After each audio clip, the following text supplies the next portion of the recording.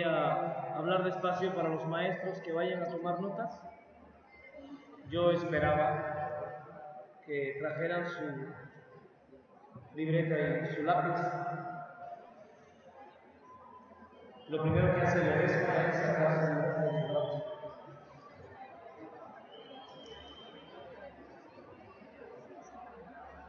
Primero porque no nos vamos a poder emancipar del sistema si no cambiamos ciertas actitudes. Voy a pedirle permiso, porque voy a referirme a temas muy delicados.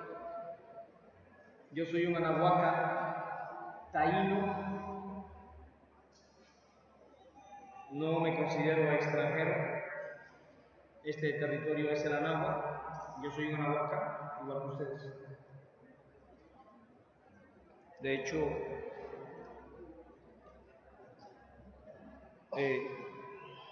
luego de la expulsión de España de estos territorios, Morelos convoca al Congreso del Anáhuac, no al Congreso de México, porque México no existía. Esa es una pregunta que todos tenemos que hacernos. ¿Cuándo se le puso México a este país? ¿Y qué pasó cuando se le puso México a este país? Porque si no nos hacemos esa pregunta, no vamos a entender lo que queremos hacer con la educación.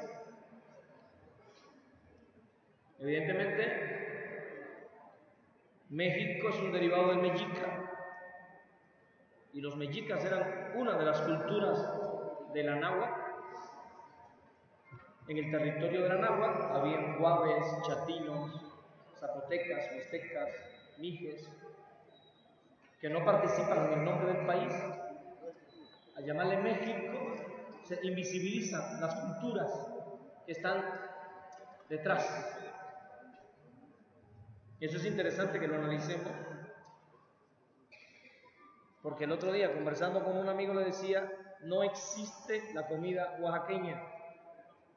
Lo que comes en Oaxaca pertenece a una cultura que tiene un nombre y una definición y merece que diga es un taco zapoteco, porque Oaxaca también es una construcción del sistema liberalista, del sistema de dominación, y Oaxaca está llena de regiones que también son una imposición.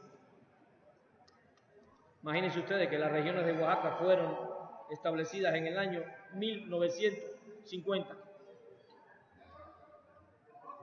Y cuando hacen la Guelaguetza en Oaxaca hoy en día la hacen por regiones, y resulta que las regiones de Oaxaca tienen ropas que identifican a regiones que fueron definidas en 1950, por tanto eso no tiene que ver con la historia. Y yo le preguntaba a alguien por qué la Guelaguetza oaxaqueña no se hace por culturas, por qué la cultura triqui no se presenta en la Guelaguetza, se presenta una región, quedan anuladas las culturas originarias no tienen dónde bailar, las expulsan del Zócalo, las están reprimiendo, toda esa sierra triqui están asesinando a sus líderes, pero la Guelaguetza no presenta triquis, no presenta guaves, no presenta zapotecas, no presenta mixtecas. Creo que no se escucha. La Guelaguetza presenta regiones. Y yo preguntaba, esta es la región frailesca, y no quisiera pensar que se debe a los frailes. Habría que ver si también en Chiapas, porque sé que así fue, las regiones aniquilan a las culturas originarias que no tienen derecho a participar ni de los nombres de sus territorios. Entonces, si vamos a rescatar la memoria histórica, vamos a rescatar la cultura originaria. Tendremos que ir contra todo.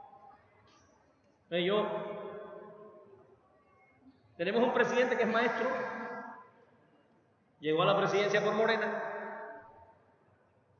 Eso tiene mucho simbolismo, porque hay dos cosas que quiero primero plantear como elementos de retos para todos nosotros. Primer aspecto, Estamos en el gobierno, no estamos en el poder, no nos confundamos. El poder tendremos que construirlo. Estamos muy felices por Morena.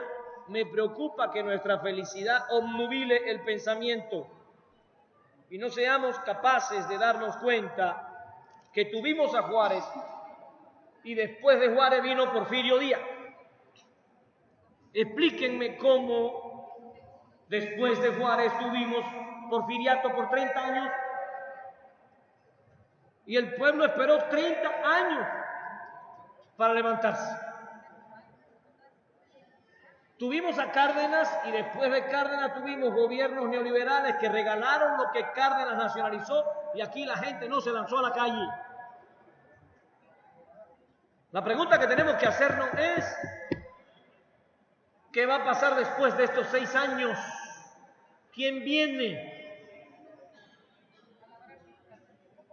¿Qué sigue?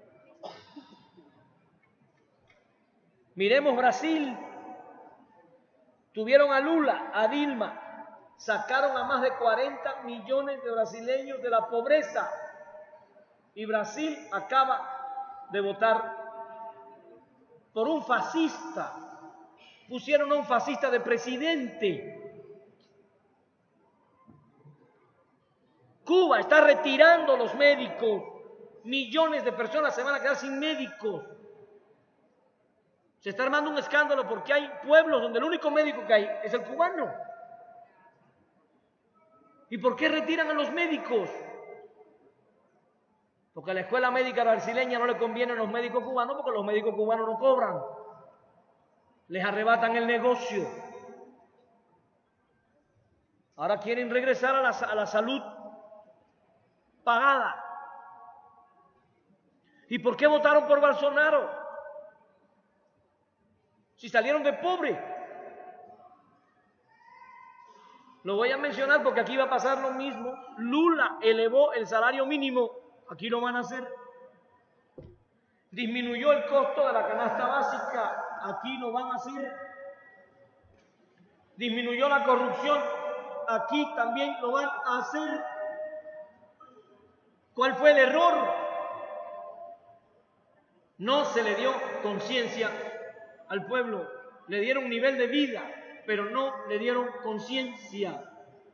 Les empezó a sobrar el dinerito.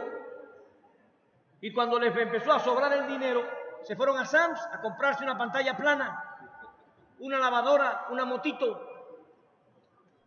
Empezaron a consumir lo que el capitalismo les tiene propuesto. Ahí está. Bancoppel, Coppel, Cinépolis, ahí están. Escuchándonos. Los que le van a ofrecer al pueblo los productos que el pueblo va a comprar cuando le sobre el dinerito. Los maestros mexicanos tienen que estar claros que le podemos elevar el nivel de vida al pueblo y eso no significa nivel de conciencia histórica. El pueblo puede volver a votar otra vez contra sus propios intereses, como está pasando en Brasil. La batalla es difícil porque todos los medios de comunicación le pertenecen al capital y el capital no solo miente, el capital educa. No pensemos que la televisión entretiene, la televisión educa. Por tanto, la competencia de la escuela es con la televisión, con el capital. Pero hay algo que tenemos que analizar seriamente. Llevamos un sexenio peleándonos con la reforma. Pero realmente el problema nuestro es la reforma.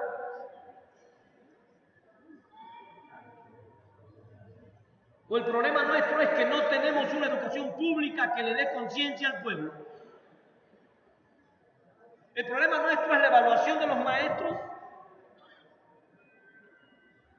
O la evaluación de los maestros fue un pretexto para entretener a la organización magisterial en elementos que no son esenciales para que no se ocupen de la currícula. Chiapas está proponiendo diseñar una currícula emancipadora. Ese es el problema fundamental del maestro. Voy a dar datos para que pensemos. 30 millones de mexicanos votaron por Morena.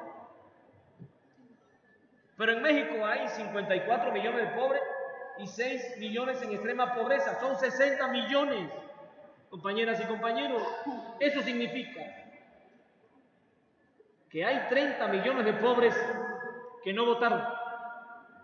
Y eso significa para un maestro que está haciendo un análisis sociológico que por alta que esté la montaña de muertos y desaparecidos, por terrible que haya sido Ayotzinapa, Nochistlán, la Casa Blanca, el avión, por terrible que sea la vida, hay pobres que no toman partido. Y cuando los pobres no salen a votar, benefician directamente a la clase explotadora. La pregunta que tiene que hacerse un maestro es, ¿en 6 años vamos a contar con los mismos 30 millones o necesitaremos a los 60 millones expresándose? La pregunta seria que tiene que hacerse el pueblo de México es, los que votaron por Morena, pregunto, ¿votaron por conciencia o votaron por hartazgo? Porque no es lo mismo la conciencia que el hartazgo. Estoy harto de este gobierno. Eso no significa que yo tenga una utopía de lo que queremos hacer. Y eso no significa que yo tenga conciencia histórica de lo que va a pasar. Porque pude haber marcado por Morena y salir corriendo a ver el fútbol Cruz Azul contra Chivas y salir corriendo a ver otra vez la Rosa de Guadalupe. Eso lo tenemos que tener claro como reto educativo.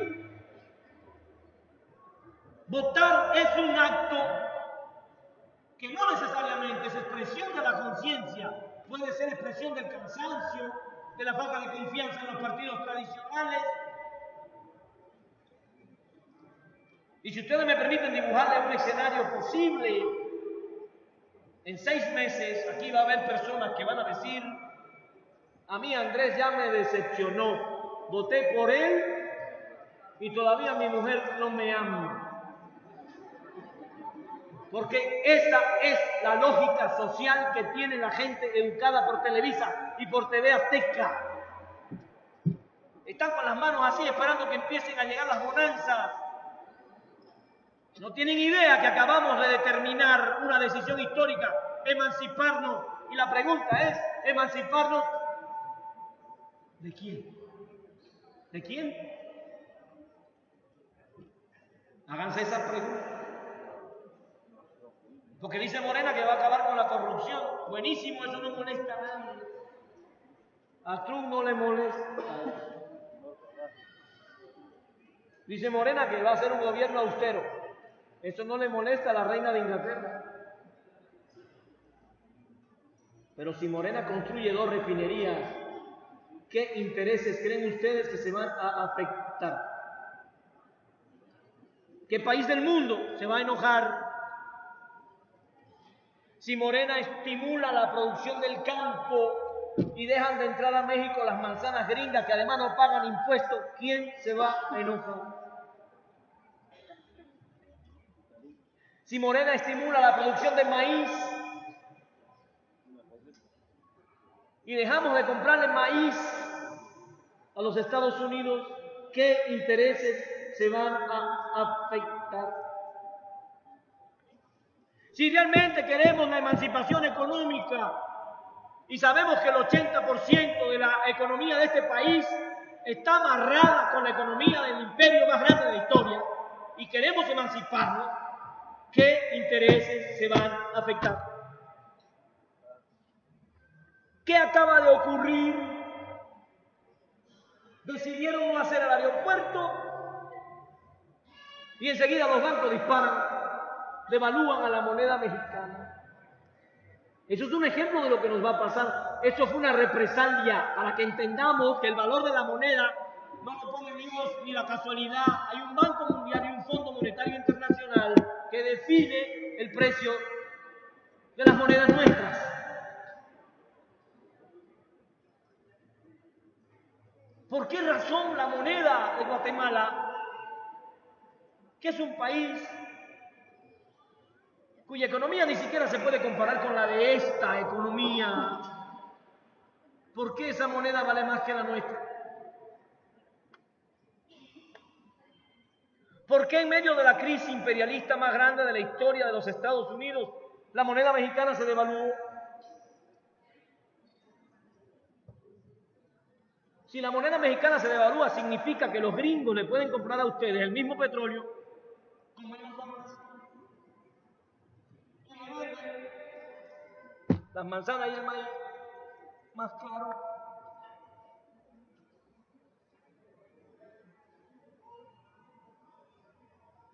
Y todavía hay muchos compañeros que dicen que no se quieren parecer a Venezuela. Se los digo con toda conciencia. ¿No se quieren parecer a Venezuela? No. Arrodíllense.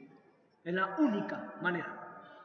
La única manera que tenemos de que los Estados Unidos no tomen represalia contra nuestros gobiernos cuando traten de emanciparse es no emanciparnos.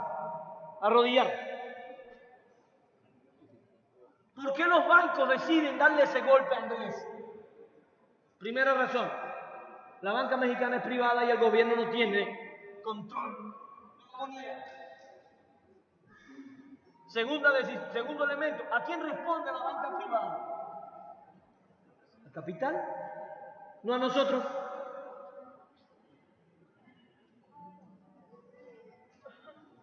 ¿Qué cosas se van a decir en la televisión del gobierno de México a partir del 1 de diciembre?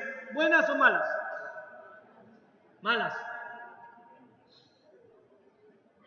¿Serán capaces de decirnos que Andrés Manuel es pederasta? Sí. Buscan un chamaquito, le dan unos millones, te arman un show mediático, te montan una novela. Lula está en la cárcel sin haber cometido ningún delito. A Dilma Rousseff la sacaron de presidenta sin haber cometido ningún delito. Están tratando de acusar a Cristina de Kirchner sin haber cometido ningún delito porque el capital descubrió que puede armarle procesos legales a los dirigentes de izquierda para arrodillar a la República Bananera de América a sus pies.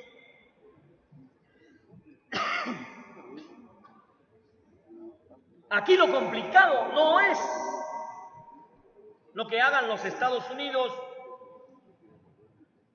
porque Donald Trump va a hacer todo por proteger al capital.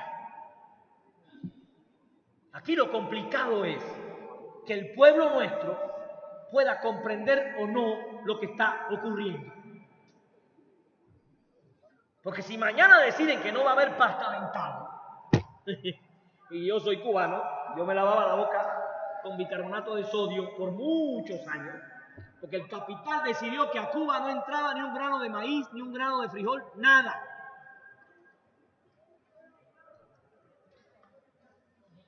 Así vivimos muchos años. Nos bañábamos con agua, el jabón era un lujo. En medio de la crisis, el compañero Fidel dijo, porque se empezaron a cerrar las fábricas, porque no había recursos, no había materias primas, no había combustible, se cayó el campo socialista, nos quedamos solos. Y en medio de un discurso Fidel dijo, aquí se puede cerrar todo, menos las escuelas. Y nos dijo una frase para nosotros fundamental: sin educación no hay revolución posible. Si el pueblo no tiene conciencia, se arrodilla. Si se te gotea el techo, se te moja la cama del niño, estás desesperada, y viene un candidato y te ofrece unas tejas, y tú además no tienes conciencia, no conoces de historia, no sabes, no puedes pensar la realidad, tú vendes tu voto, porque si no lo va a hacer es un suicida. No es tanto la necesidad lo que te hace vender el voto, la necesidad, el capitalismo la crea porque la pobreza es hija del capitalismo. Lo que te hace vender el voto es la ignorancia, porque no hay sistema de dominación sin ignorancia. Y cuando el pueblo no conoce, no puede tomar una decisión emancipadora, toma una decisión en función de resolver su problema más urgente, que es el problema económico inmediato. Si nosotros en 6 años tenemos que estarle diciendo a la gente al oído frases amorosas para que voten otra vez por Morena, no vale la pena esto que estamos haciendo.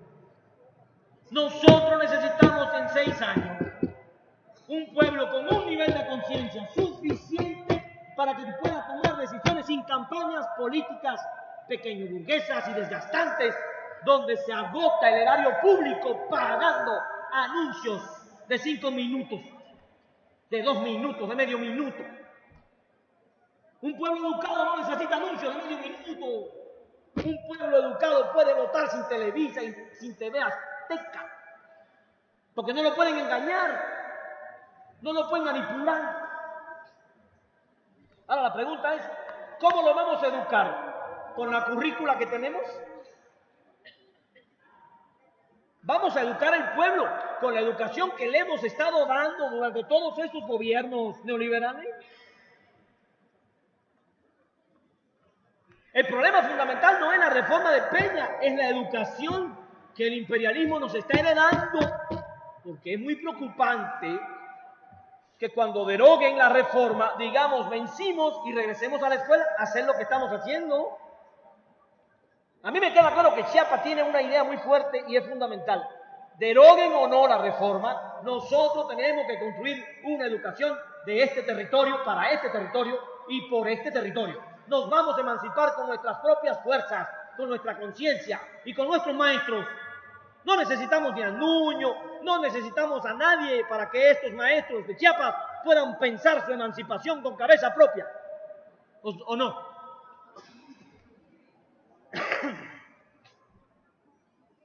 Nos van a entretener con muchas cosas.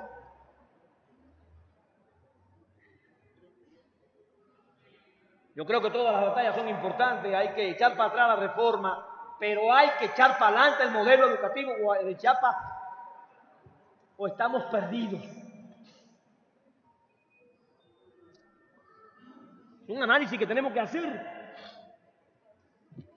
Porque ahora si el presidente municipal no se da cuenta que tiene que poner a sus líderes a estudiar y que tiene que crear una escuelita para el municipio y decirle a estos señoritos, a ver, cabrones, vengan acá, como el Che, a estudiar los viernes de 8 a 12 de la noche conmigo aquí, arriba. Vamos a empezar a leer, a estudiar, a analizar nuestra realidad, a estudiar filosofía. Porque hoy estoy yo, pero mañana va a estar ella. Y ya estoy pensando quién va a estar mañana. Ya estoy preparando quién me va a sustituir. Y a ese lo tengo que poner a estudiar, a leer, a escribir, a expresarse. Si no preparamos el relevo, si no preparamos las conciencias de los compañeros que elegimos, porque me queda claro, él tiene cara de honesto, lo elegimos, pero lo elegimos desde el capitalismo, no está preparado para lo que queremos. Él tiene que comprender que se tiene que preparar para lo que queremos, porque ninguno de los que está aquí está preparado para lo que queremos. Porque si queremos emanciparnos, nosotros somos tal vez el primer obstáculo. No nos gusta leer, venimos a las pláticas como quien va al cine, no trae su libretita ni su lápiz, ahí está escuchando a ver qué dijo. Necesitamos un pueblo que se ponga a estudiar, necesitamos presidentes que se pongan a estudiar y que pongan a sus síndicos a estudiar y que pongan a sus funcionarios y a sus policías a estudiar, para que no aparezca un policía de Moreno ahorita golpeando al pueblo y violando la Constitución por ignorante. Y la fuerza pública, que es la que ejerce la justicia emancipada, también se tiene que poner a leer y escribir. Y si te vas a poner en el parque ahí a cuidar el orden, te vas a poner con un libro y la orden del municipio es todo militar en la calle, tiene que tener un libro en la mano y está leyendo. Usted es un ejemplo de ciudadano en proceso de emancipación. Usted no está vigilando a nadie, usted está emancipándose y emancipando al pueblo. Una lógica diferente. Y también pongo a toda la policía a pasar su curso de filosofía, de historia, de política. Eso es una emancipación que necesitamos. Porque les voy a decir algo, como el cuento de Monterroso, el cuento más corto de la historia. Y cuando despertó, todavía el dinosaurio estaba ahí. En 6 años a nosotros nos va a pasar lo mismo. Y cuando despertó, el dinosaurio, ¿dónde está? Ahí. No se va a ir. Tenemos un presidente decente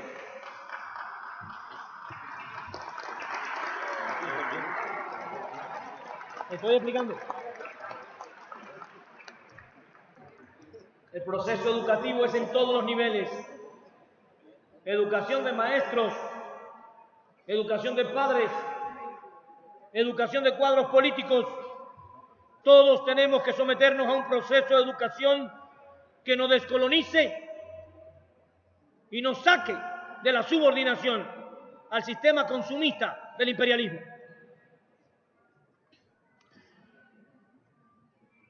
No basta con la justicia social para emancipar a un pueblo. Brasil, Argentina, lo están demostrando.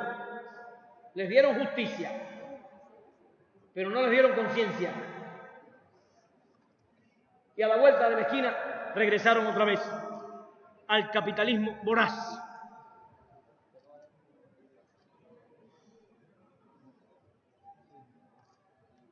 ¿Nos va a pasar igual? Disculpe, profe, ya nos ha pasado. Tuvimos a Juárez y luego vino Porfirio Díaz. Ya nos pasó. Villa y Zapata llegaron y se sentaron en la silla presidencial y ellos mismos dijeron, no sabemos gobernar. Llegaron con las armas, pero no llegaron con el libro. ¿Y qué pasó? Les pongo solo un ejemplo. La Constitución de 1917. En mi opinión, mucho mejor que la que tienen ahora. Establecía que los recursos del subsuelo pertenecían al pueblo. 1917. 18, 19, 20, 21, 22, 23, 24, etcétera. Hubo que esperar a que llegara Lázaro Cárdenas para que eso que estaba en la Constitución se volviera una realidad política. Significa que yo puedo tener en la letra de la Constitución algo muy revolucionario y que eso no se vuelva una realidad política. ¿Por qué asesinan a Madero? ¿Por qué asesinan a Madero? Porque Madero quiso elevar el impuesto sobre la renta del petróleo para ganar un poquito de dinero. ¿Dónde fraguaron el asesinato de Madero? En la embajada gringa. ¿Por qué? Porque Madero quería hacer algo que afectaba a los gringos. Ya estaba en la Constitución que los recursos del subsuelo eran de México.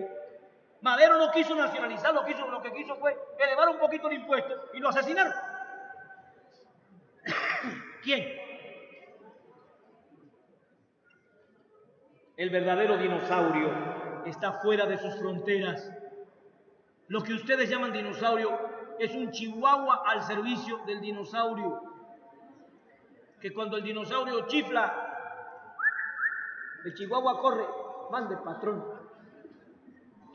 La Casa Blanca son las migajas que caen de la mesa del capital internacional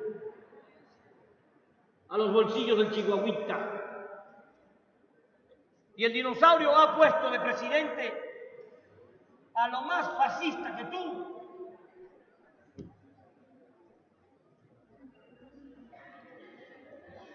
Nos va a tocar enfrentarnos a un presidente, este no,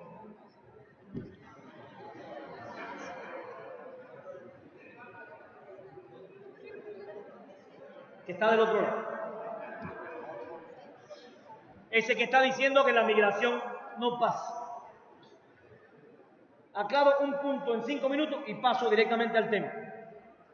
Porque la pregunta de la plática de hoy es, ¿cómo yo construyo al sujeto histórico? Pero antes de eso, quiero tocar levemente el tema de la migración. Muy rápido. Este territorio se llama Anáhuac. Anáhuac. Y el Anáhuac, nuestro territorio, va del sur de Nicaragua hasta Canadá. Todo el territorio que ocupan los Estados Unidos nos fue arrebatado. La idea de que Estados Unidos le arrebata la mitad del territorio a México es falsa. Porque ese México fue una construcción del capital. Estados Unidos nos arrebató a nuestro territorio todo el territorio que hoy ocupan, porque nuestras fronteras iban desde Nicaragua hasta Canadá.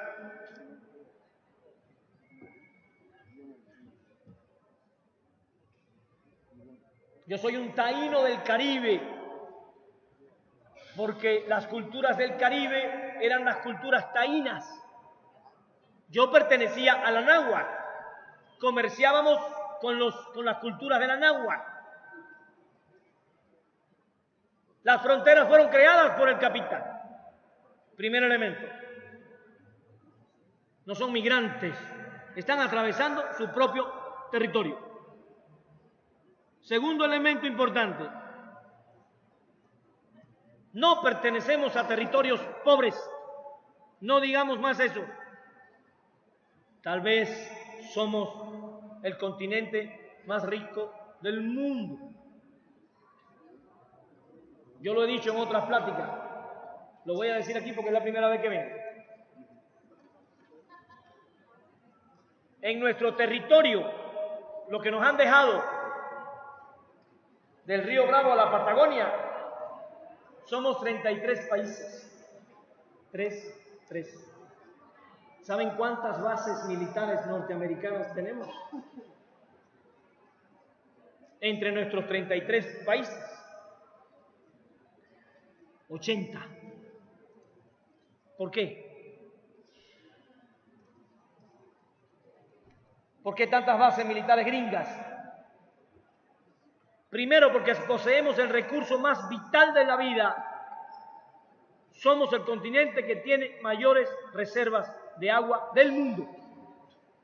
Del mundo. Poseemos el acuífero Guaraní, el de mayor capacidad de regeneración del mundo.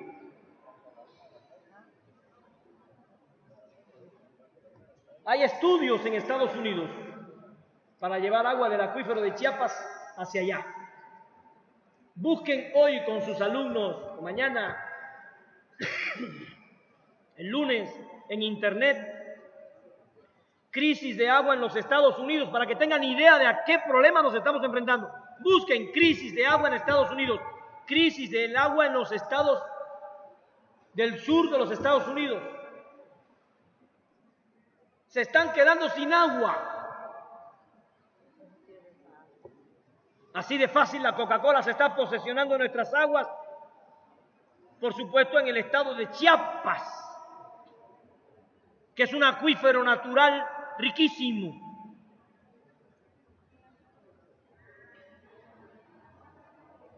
Y nosotros peleando la evaluación mientras el Estado privatiza los recursos del agua, que es lo que realmente le interesa al capital. Somos el continente con mayores recursos mineros. Tenemos aquí el país con mayores reservas de oro. Venezuela, de petróleo. Venezuela, de coltán. Venezuela, de litio. Bolivia, de cobre. El mayor productor de plata de la historia, México. Somos un territorio rico, pero estamos empobrecidos porque el capital se roba las riquezas y nos deja a los pobres. Con esto estoy dando mi segundo argumento a favor de esos camaradas que están atravesando este país. Si los Estados Unidos no quieren migrantes, que no nos roben nuestras riquezas,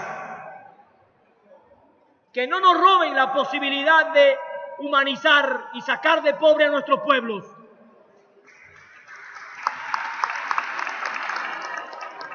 Los migrantes no están invadiendo Estados Unidos, van a recuperar y a reclamar los recursos que ellos nos están robando y tienen todo el derecho.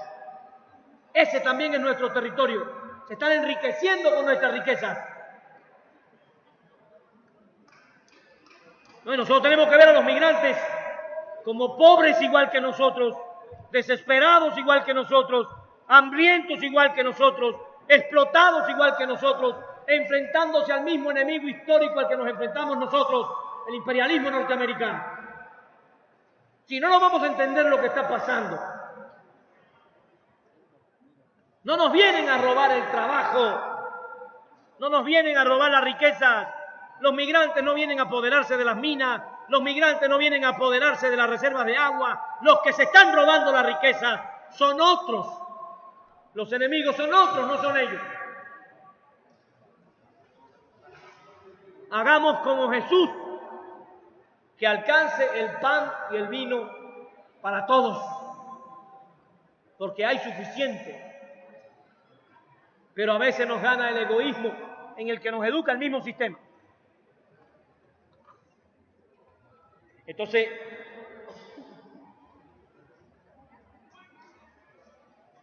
alguien me preguntó,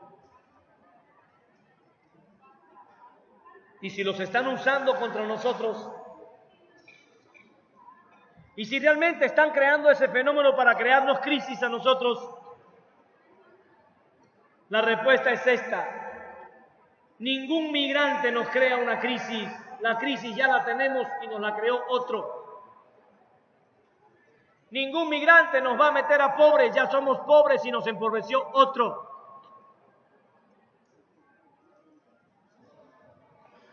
Tenemos que adoptar frente a un fenómeno como ese una postura humana, humanizante. Son personas, son hermanos y como tal los tenemos que asumir.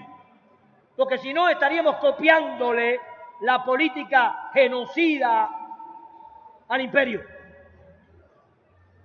Estaríamos copiándole la política fascista al imperialismo y estaríamos repitiendo el discurso de Donald Trump.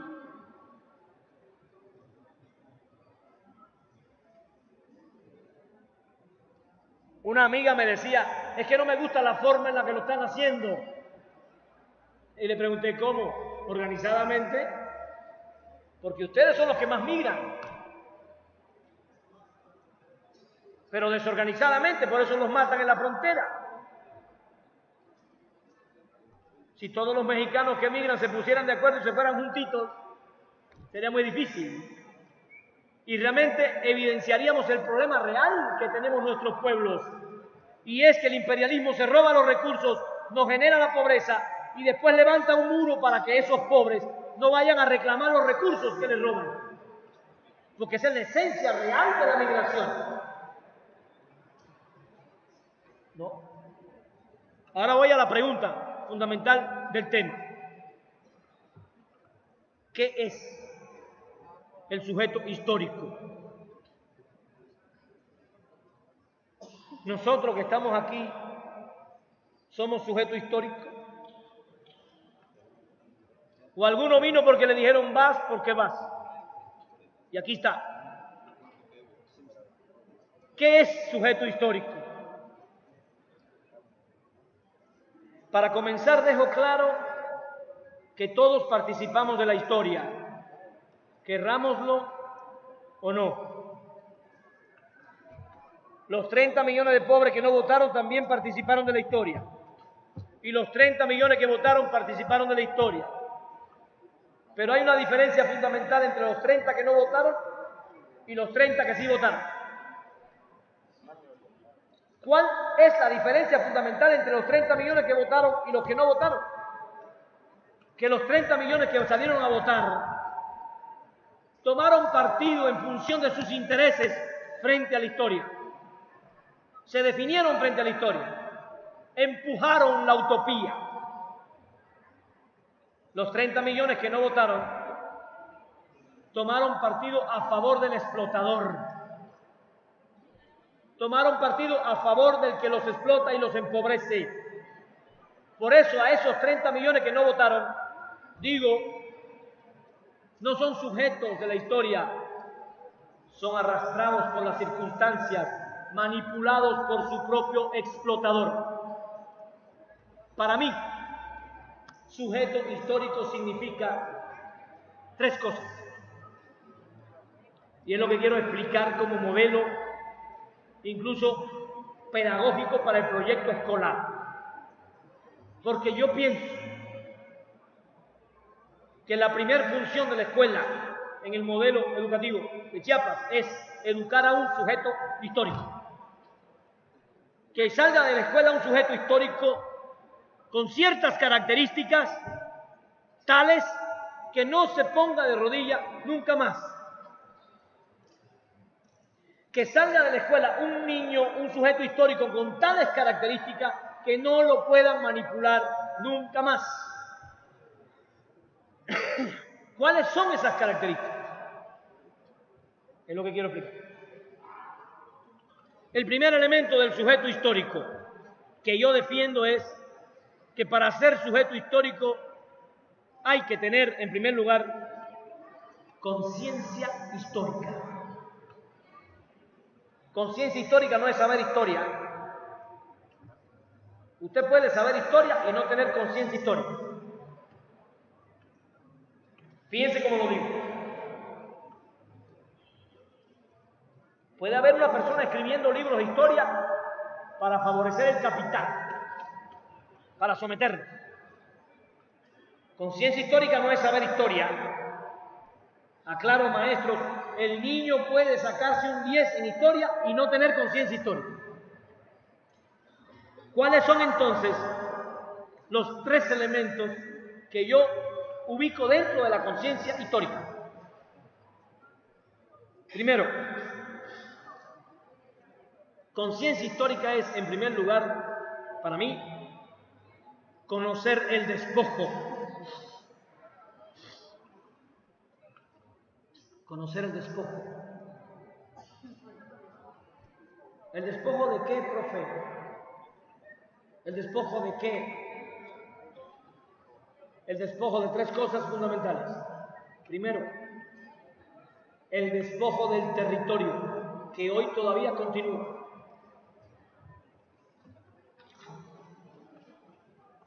Si somos conscientes del despojo del territorio, tal vez decidamos no llamarle más a esta región frailesca. Si somos conscientes de lo que eso significa.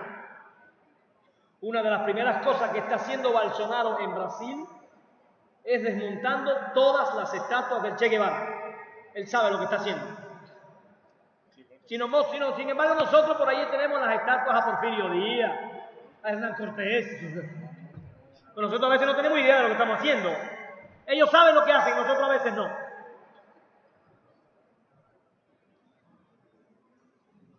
Conciencia histórica significa que yo le enseñe al niño su verdadera identidad y yo le diga, usted no es mexicano, usted es Anahuaca Guave. Mexicanos son los mexicas. Y yo me imagino que a esta altura se dan cuenta que la bandera mexicana tiene una imagen, un símbolo mexica, que no le dice nada a las culturas originarias nuestras. Si se levantara un chatino, un zapoteca o un mixteca de hace 300 años y nos viera saludando esa bandera con esa imagen mexica, que eran sus enemigos, nos preguntaría, ¿y ustedes qué están haciendo, pues? ¿Cómo llegaron ahí? Yo di mi vida peleando contra la dominación mexica y ahora resulta que tú, mi descendiente. El niño necesita que le enseñemos la verdad histórica para que pueda pensar su realidad emancipadamente. Porque tal vez Morena nos sorprenda con una propuesta de cambio de nombre para este territorio. Tal vez nos sorprendan y lleguen hasta el extremo de decirnos, nos queremos llamar territorio pluricultural de la náhuatl, en el cual entonces todas las culturas tendrían derecho a participar del nombre de su territorio. Y a un mexica ya no podrías llamarle, a un zapoteca mexica, porque te diría, discúlpame, yo soy zapoteca, mixteca, chatino, guave, etcétera, etcétera, etcétera, porque nos han arrebatado la memoria histórica. Cuando nos arrebataron el territorio, nos impusieron denominaciones falsas a nuestros propios territorios y ya no reconocemos nuestra cultura. La gente habla de comida oaxaqueña y el nombre de Oaxaca, ¿cuándo se lo pusieron? El otro día me puse a investigar desde cuándo Oaxaca se llama Oaxaca, para yo entender si ese nombre venía de nuestras culturas originarias o fue un nombre impuesto por la colonia española. Fue impuesto por la colonia española. Y hablamos de comida oaxaqueña como si Oaxaca, después de colonizada, desconocemos las raíces culinarias originarias de nuestro territorio. Yo sé que estoy diciendo cosas que son muy extremas, pero así es el pensamiento crítico, extremo. Va contra toda mentira histórica a destruirla. Entonces, lo primero que nos despojaron fue del territorio, porque ahí están los recursos y ahí está nuestra identidad.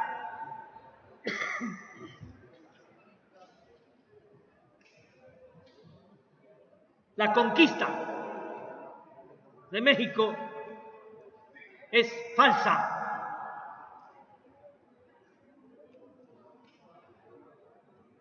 El otro día me preguntó mi hijo, que está en segundo grado, papá, ¿cuándo llegó Cortés a México? Le dije, nunca.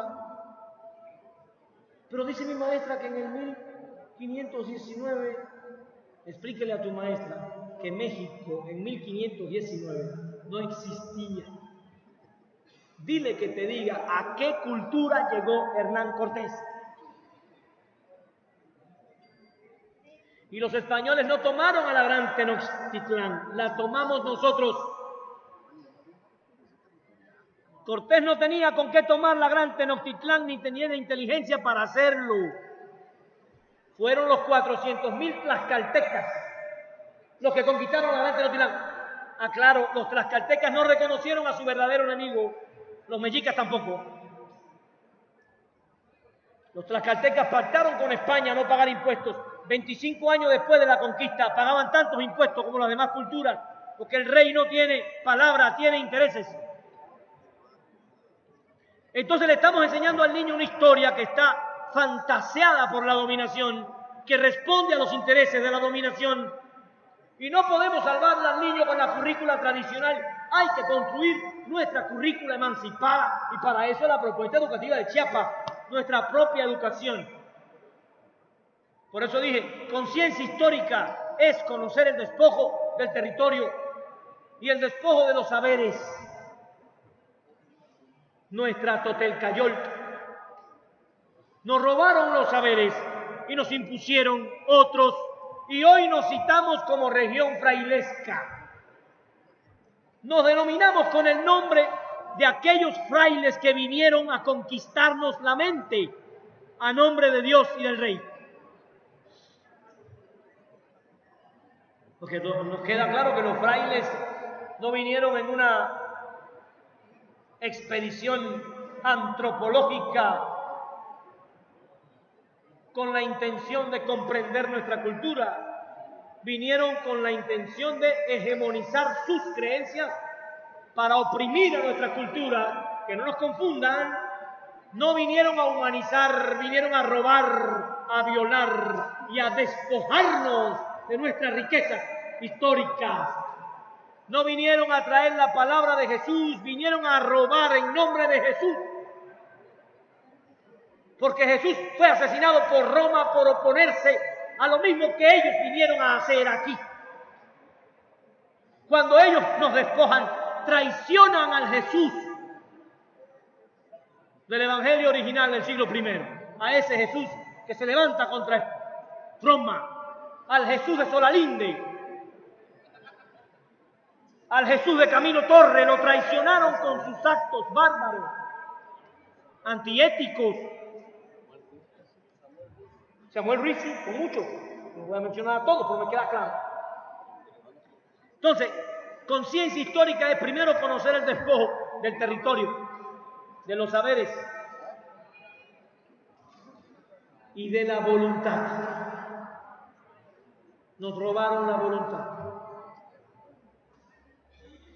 Hay una frase soberbia que lo demuestra cuando su libro dice: hágase tu voluntad, no la mía. Y si mi voluntad es emanciparse, tengo que esperar que Él quiera emancipar, traicionando la enseñanza de Jesús. que se levantó contra Roma dándonos un ejemplo de rebeldía y consecuencia. Porque Jesús pudo huir y no lo hizo. Entonces, nos roban la voluntad, porque ahora todo es si Él quiere. Yo no. Nosotros no. Para los que son ateos y para los que son católicos y para los que son cristianos, les digo algo. La voluntad de Dios es que nos levantemos contra el capitalismo y lo aniquilemos.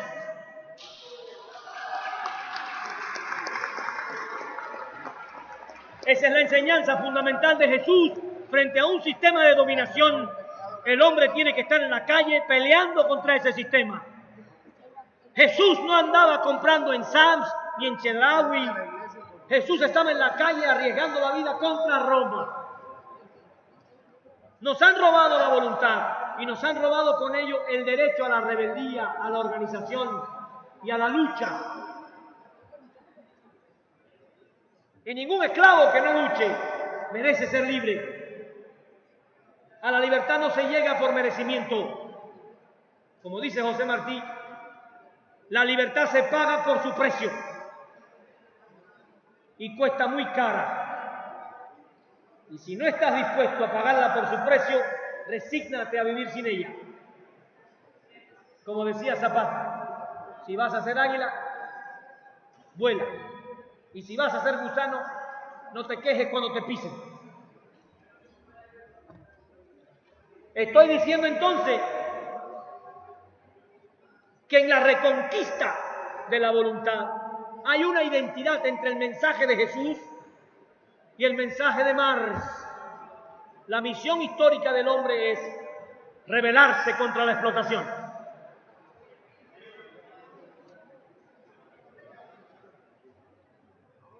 El segundo elemento de la conciencia histórica, dije, el primer elemento es reconocer el despojo de la tierra, del territorio, de los saberes y de la voluntad. El segundo elemento de la conciencia histórica es reconocer al verdadero enemigo.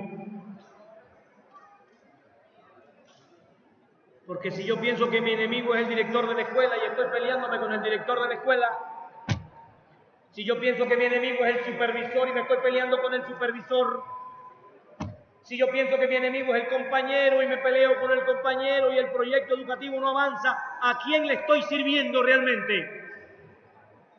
Al sistema histórico de la dominación. Mi enemigo no es mi compañero, él es un alienado como yo. Y cuando hay alguna diferencia la resolvemos como hermanos en la misma trinchera. El enemigo está allá.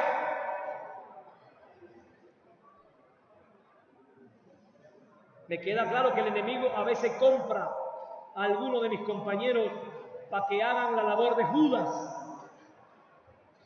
Porque la bala que asesinó a Colosio no la disparó un millonario. Lo triste es que esa bala la disparó un pobre sin futuro.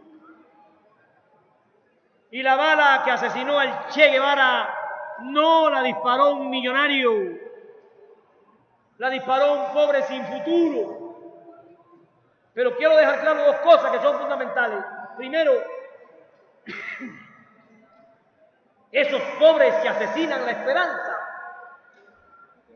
lo hacen porque no tienen conciencia. Y eso significa que no tuvieron maestros. Porque el problema de la conciencia tiene un solo lugar donde resolverse.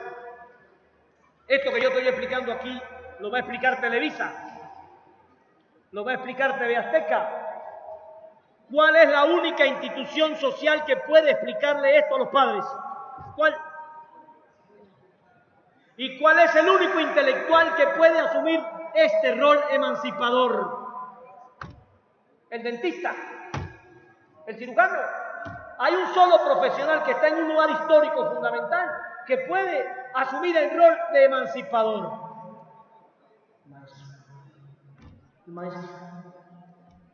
El ejército más importante de Morena son sus maestros, porque sin educación no hay revolución posible. Porque sin maestros pueden volver a votar por el dinosaurio. Porque sin maestros pudieran volver a vender su voto. ¿O no? No estamos en el poder, estamos en el gobierno.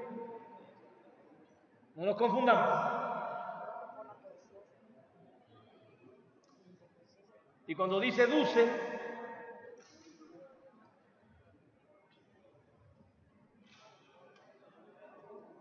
para los jerarcas de la historia, los rateros de la historia, poder es tener obedientes. Definen el poder como alguien que manda y otros obedecen.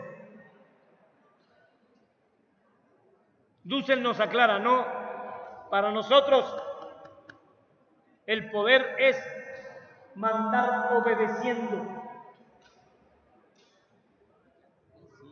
Eso significa que el presidente no está aquí para mandar, está aquí para escuchar lo que queremos y obedecer lo que queremos, porque mandar obedeciendo le cambia la ética.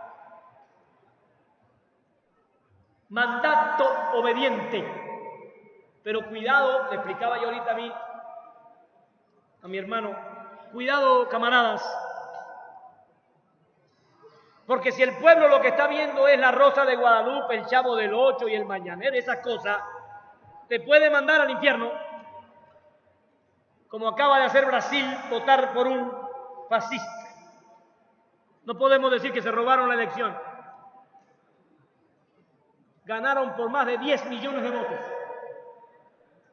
Eso significa que no basta con que el poder sea un mandato obediente.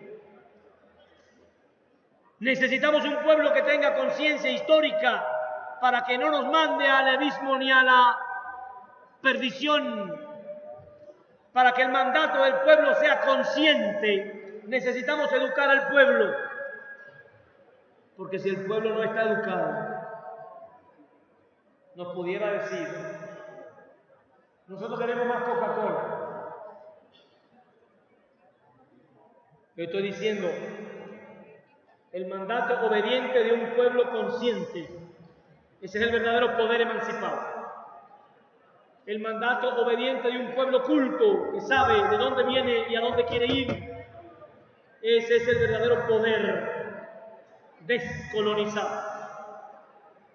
Entonces dije, conciencia histórica es conocer el despojo, conocer al enemigo. Y el tercer elemento de la conciencia histórica es trabajar por la unidad. Porque cuando el obrero adquiere conciencia histórica, se percata que no habrá victoria posible sin unidad. El sujeto histórico individual comprende que él solo no podrá nunca derrotar el sistema, necesita la unidad de todas las fuerzas de los explotados y oprimidos. Entonces el sujeto histórico deja de ser una persona para ser el pueblo consciente.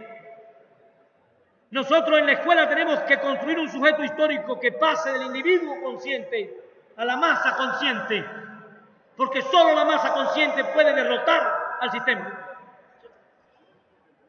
Yo consciente, yo leyendo, yo estudiando, soy débil. Solo hay que decapitarme y se acabó el yo. Pero si somos nosotros conscientes, nosotros estudiando, nosotros trabajando, cuando me decapiten a mí queda Ledesma, y si lo decapitan a él queda el otro y el otro, no nos van a poder matar a todos. No podemos fundar la esperanza en un sujeto. Hay que fundar la esperanza en un pueblo que se levanta y se pone de pie, pero eso no se puede hacer sin escuelas y sin maestros. Este pueblo no se puede emancipar sin sus maestros. Ustedes son los verdaderos mariscales de campo. Ustedes son los Zapatas y los Villa, porque la guerra que se nos hace es a ideas, y a ideas tenemos que ganar. El Villa de hoy no va a levantar un fusil, va a levantar un libro, haciendo conciencia. Y si tú haces conciencia con 3, y ella con 3, y la otra con 3, y somos 1000, pues son 3000. Y esos 3000 con otros 3, somos 30.000. Y esos 30.000 con otros 3, pues somos tantos y tantos, y vamos sumando conciencia. Tenemos un gran reto. Tenemos un gran reto, camaradas. Claro, el reto no es construir un modelo educativo chiapaneco. El reto es construir un modelo educativo chiapaneco para emanciparnos definitivamente de todas las formas de dominación de la historia.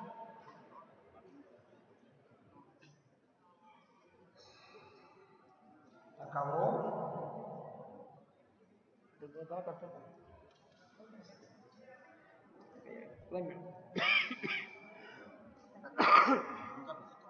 No, la carpeta. Te voy a agarrar un libro que traigo ahí para que lo veas. Entonces, 3 elementos de la conciencia histórica: conocer el despojo, ubicar al enemigo y trabajar por la unidad.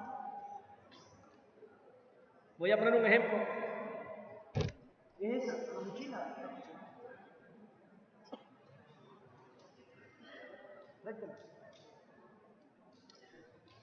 Voy a poner un ejemplo para que no piensen que nos enfrentamos a cualquier cosa. Miren, libro de matemática primer grado, modelo educativo 2018-2019. Esta no es la evaluación de los maestros. Aquí está la reforma. Cuando echemos para atrás la reforma, este libro va a seguir en las escuelas y va a haber maestros que lo van a usar. El problema es más grande. Matemática. Ejercicio 2. Un niño de primer grado que llegó a la escuela por primera vez. Ejercicio 2 de matemática para primer grado. La caja de sorpresas se llama. Indicación 1. Trabaje en parejas con su caja de sorpresas. Pregunta 1. ¿Quién tiene más cosas? Pregunta 2. Anota cuántas cosas tiene. Pregunta 3. Tacha quién tiene más. Lo último. ¿Cómo saben quién tiene más cosas? Yo digo, en esa clase aprendieron 2 elementos fundamentales. Acaban de definir la palabra cosas y acaban de definir la idea ética de quién tiene más. Eso tiene un impacto filosófico. Detrás de eso hay una filosofía de la educación. Porque yo le estoy preguntando a un niño de primer grado, ¿quién tiene más cosas? Yo le decía a los maestros de Oaxaca, si vamos a estudiar del 1 al 10, la primera decena, ¿por qué no hacerlo en un sentido cultural? ¿Por qué no tomar en la primera unidad una de nuestras culturas zapoteca? ¿Y por qué no meter en la caja objetos culturales, dulces tradicionales? ¿Por qué no preguntarle al niño, si es su primer día de clases, quién tiene más dulce para compartir con sus amiguitos nuevos? ¿Por qué no preguntarle al niño, cómo sabes quién tiene más dulce para compartir con sus amiguitos nuevos? Si son 5 niños y tenemos 10 dulces, ¿cuántos dulces le puede dar a cada amiguito para que la repartición sea justa? ¿Por qué no pensamos a la educación de las matemáticas como un acto cultural, donde el niño, además de aprender el número, aprende su cultura? ¿Por qué las imágenes de los libros de matemática están llenas de los productos plásticos que venden las tiendas? ¿Por qué los niños, en vez de contar números, no cuentan su cultura? No nos quieren cultos.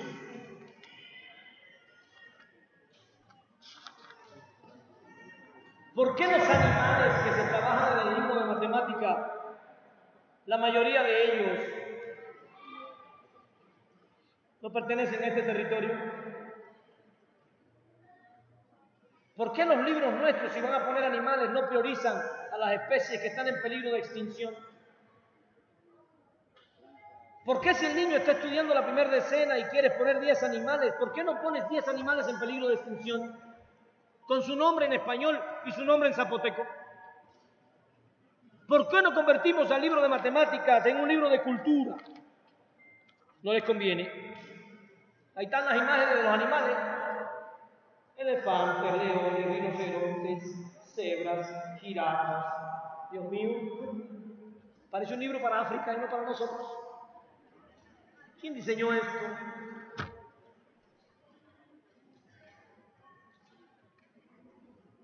¿Por qué los textos de matemática, de español, de la primaria, no abordan los problemas del despojo? Porque al sistema no le conviene. No es lo mismo que yo le diga a un niño cuánto es 80 dividido por 33. Que yo le diga a un niño, si en América Latina somos 33 países y hay 80 bases militares gringas, ¿a cuántas bases militares nos tocan por países? ¿Por qué tenemos tantas bases? ¿Cuántas bases nuestras hay en Estados Unidos? Entonces, estoy diciendo conciencia histórica, reconocer al enemigo, trabajar por la unidad. Entonces dije, el primer elemento del sujeto histórico es la conciencia histórica. El segundo elemento del sujeto histórico, y este es más difícil todavía, porque la conciencia histórica no basta. Hay quien tiene conciencia histórica y no se organiza, o tiene miedo, o piensa que no hay esperanza. El segundo elemento del sujeto histórico es construir una utopía. Construir una utopía. Para los maestros y los proyectos educativos es fundamental, porque la escuela se llenó de saberes científicos y se vació de utopía.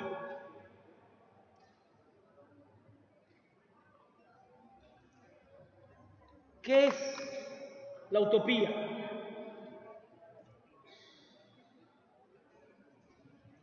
Yo puse aquí la esperanza anclada ontológica y antropológicamente como estructura que declina en un instrumento simbólico imprescindible capaz de repensar la realidad social, se llama utopía.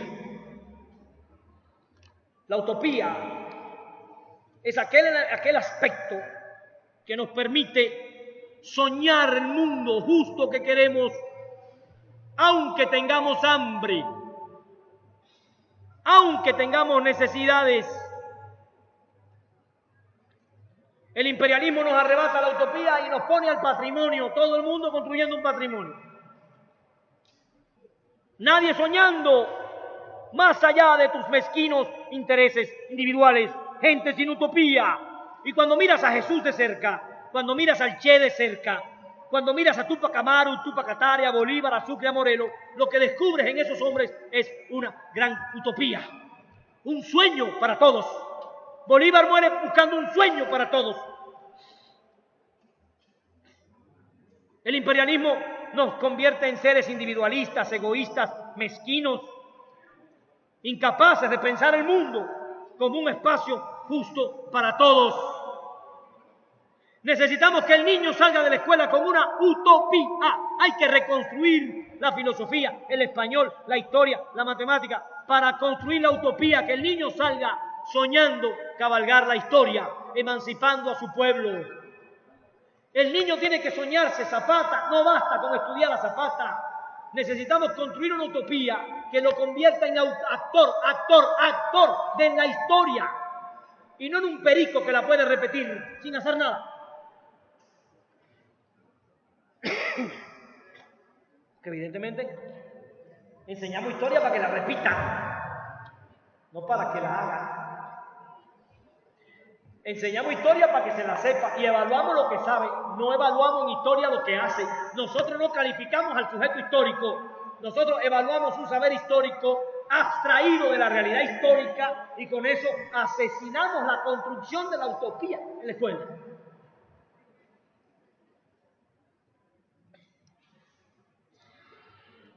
¿Qué resuelvo yo? ¿Qué resuelvo yo con que se sepan las fechas y los datos y no sea capaz de compartir el pan? ¿Qué resuelvo yo con que se sepan las fechas y los datos si no sale a votar? ¿Qué resuelvo yo con que sepa algunas anécdotas históricas y las pueda explicar si él en la historia que está viviendo no toma partido y no se concibe como actor de la historia? ¿Qué resolví? Nada. La burguesía nos hereda una historia anecdótica, una historia de vitrina, una historia para que el niño vea lo que otros hicieron y no se conciba a él mismo como un transformador de su realidad histórica. Por eso necesitamos construir una utopía. El niño tiene que soñarse cabalgando la historia y dirigiendo la emancipación.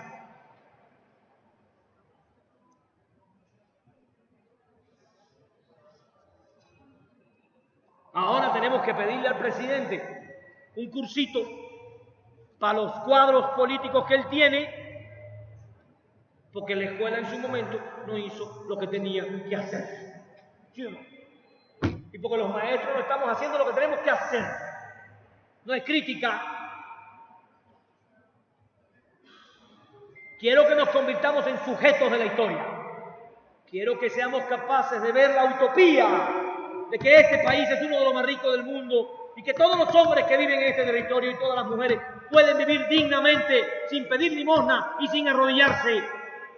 Tendríamos que arrebatarles las prebendas y las preferencias a una pequeña clase política y obligarlos a compartir el pan y el vino.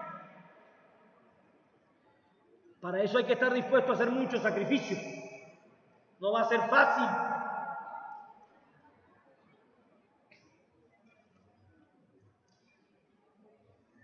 Hay que aprender a participar.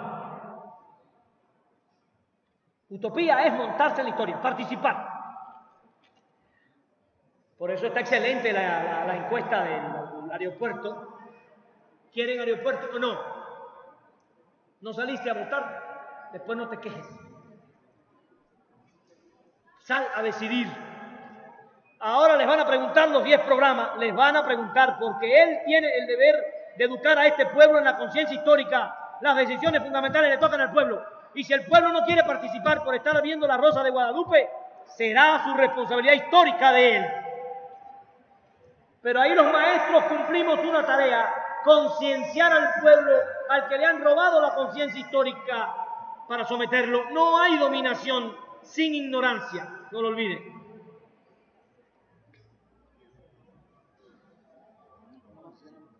No sea que mañana venga un maestro enojado porque la señora votó en contra del interés público. La pregunta es: maestra, ¿y usted qué hizo? Esto que estoy explicando aquí, ¿el pueblo lo conoce? ¿Quién se lo tiene que enseñar? No solo se trata de planear la currícula, no nos confundamos, se trata de planear el proceso de emancipación popular.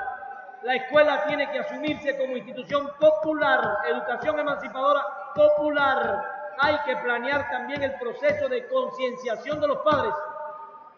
No sea que nos quedemos pensando en el niño y no pensemos ni en el padre ni en el maestro. Necesitamos planear el proceso de concienciación de los maestros, planear la currícula para los maestros. Nos tenemos que poner a estudiar todos. Esa es nuestra tarea histórica. Estudiar, compartir con los padres, compartir con los niños. Todos estamos siendo convocados a la emancipación cultural. Todos. ¿Me estoy explicando? Entonces, la utopía es una lámpara. La utopía es una lámpara que alumbra a la persona humana como sujeto de la esperanza. Fíjense como estoy diciendo. La persona humana como sujeto de la esperanza. La política como ejercicio de la esperanza. Y la sociedad como el espacio de la esperanza. El sujeto de la esperanza somos nosotros. El instrumento de la esperanza es la política. Y el espacio de la esperanza es la sociedad. Cuando salimos a votar porque nos convocan a participar, estamos participando por la esperanza y estamos construyendo la utopía. ¿Qué tiempo ya?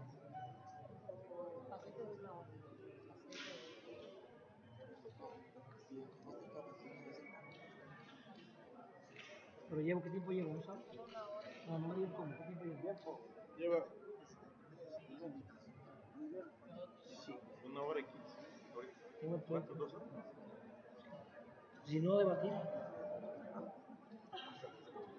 Entonces dije, sujeto histórico, conciencia histórica y utopía.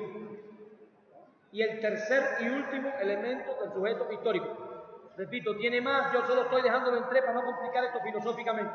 Usted en la escuela necesita que el niño tenga conciencia histórica y que el niño tenga una utopía. Esas son las exigencias al currículo. Y el tercer elemento es, en mi opinión, la praxis. La conciencia histórica es lo que sé. La utopía es lo que quiero y la praxis es lo que hago. La praxis. Pero quiero explicar la praxis para que se entienda. No es cualquier praxis. Estamos hablando de la praxis en el sentido marxista.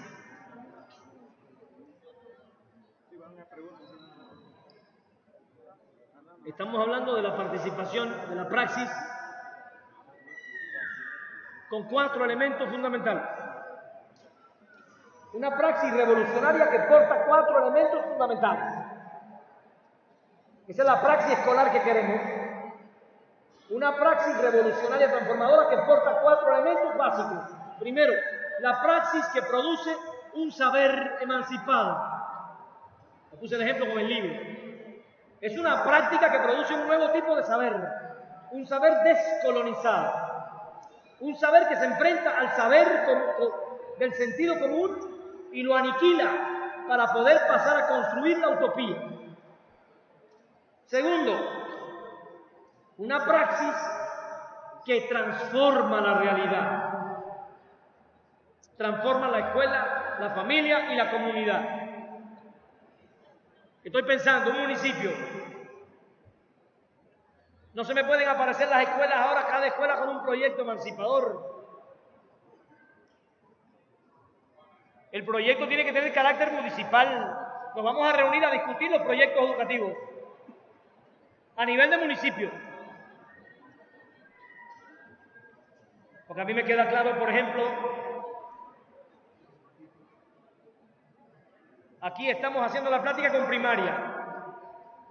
¿Dónde está preescolar? ¿Dónde está secundaria? ¿Dónde está la prepa?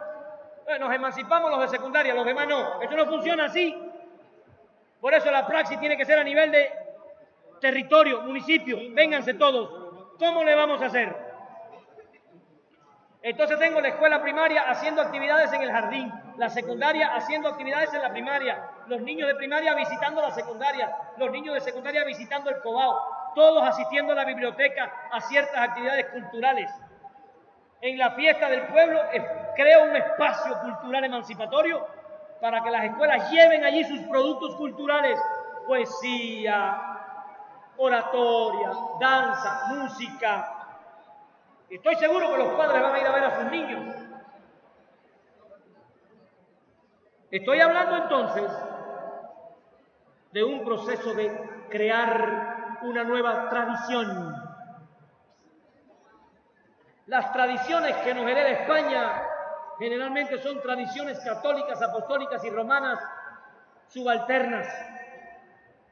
Nosotros necesitamos crear nueva tradición, incluso en el sentido espiritual, cristiano, católico, ateo. Acercarnos a ese Jesús emancipador también es crear tradición. Pero si no tenemos la capacidad de crear los espacios culturales emancipatorios a nivel municipal, generar las escuelas emancipatorias a nivel municipal, donde vengan los padres, donde demos los temas quincenales, educación de los hijos, sexualidad, espiritualidad, etcétera, etcétera, etcétera. ¿Cómo el pueblo va a poder emanciparse si lo único que el pueblo tiene es ese aparatito que le llaman televisión? ¿Cómo vamos a crear la tradición de la lectura y la oralidad si no abrimos los espacios para eso? Es un reto. La praxis. El otro elemento sería la praxis que transforma al sujeto. Un sujeto que está ya inmerso en la historia empieza a concebirse a sí mismo como sujeto de la emancipación, y ya eso es ganancia, porque el sujeto empieza a caminar conscientemente su propio proceso emancipador, con lo cual ya no estaríamos planificando la clase, estaríamos planificando la emancipación. Ya no le llamaríamos plan de clase para que no nos confunda el sistema, le llamaríamos plan emancipatorio. Y si en vez de plan de clase le ponemos plan emancipatorio como nombre, enseguida nos damos cuenta de lo que se quiere. Y cuando me lo revisa el supervisor me va a preguntar, ¿y esto en qué emancipa al niño? En nada, hay que hacerlo otra vez. Porque estamos planificando el conocimiento científico. Necesitamos planificar la emancipación. Estamos planeando la clase, necesitamos planear la construcción del sujeto histórico, la construcción de la utopía, la construcción de la praxis, que es la construcción de la emancipación. Y por último, esta praxis que estoy explicando es una fuente fundamental de formación de valores. Una praxis esencialmente axiológica. Una praxis que es normada por un hacer que me lleva a un saber, a un transformar, a un transformarme y a convertirme en un sujeto ético de la emancipación. La ética que nos propone el sistema no es la ética que nosotros necesitamos para emanciparnos. Los saberes necesarios de Jacques Delors. Ese texto, Los saberes necesarios de Jacques Delors, que hemos trabajado tanto, no es lo que nos hace falta. Es sospechoso que un autor nos proponga los mismos valores éticos para el hijo de Carlos Slim que para el hijo del pescador. Ya eso es sospechoso. Jesús y Poncio Pilato no tenían los mismos valores. Por tanto, no me pueden proponer una ética universal para todas las clases sociales. Eso ya es sospechoso. La ética nuestra tiene un elemento fundamental. Es la ética de la emancipación. Una ética que defiende el derecho del hombre a rebelarse contra la dominación. Nuestros valores éticos serían otros entonces. Me he referido entonces, sujeto histórico. Resumo. Tiene tres elementos: conciencia histórica, utopía y praxis. Esos elementos yo considero que deben ser objeto de planeación en los proyectos escolares y en nuestras actividades emancipatorias, para que tengamos conciencia de hacia dónde vamos avanzando. Bueno, hemos hablado exactamente 1 hora y media. Diría Ledesma, no es mucho. Yo generalmente hablo 2 horas y media. Sí.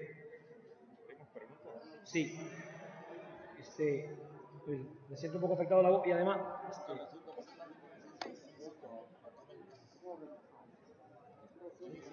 ¿Pero regresan todavía o qué tal se van? Ahorita Bueno, abrimos preguntas. La solicitud que les hago ahora, primero un aplauso para ustedes.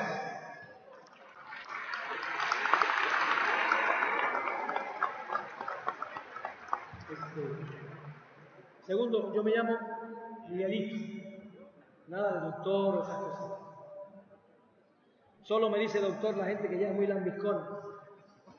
Y, ay doctor, pero a mí la gente que me conoce me dice Miguelito sin complejo.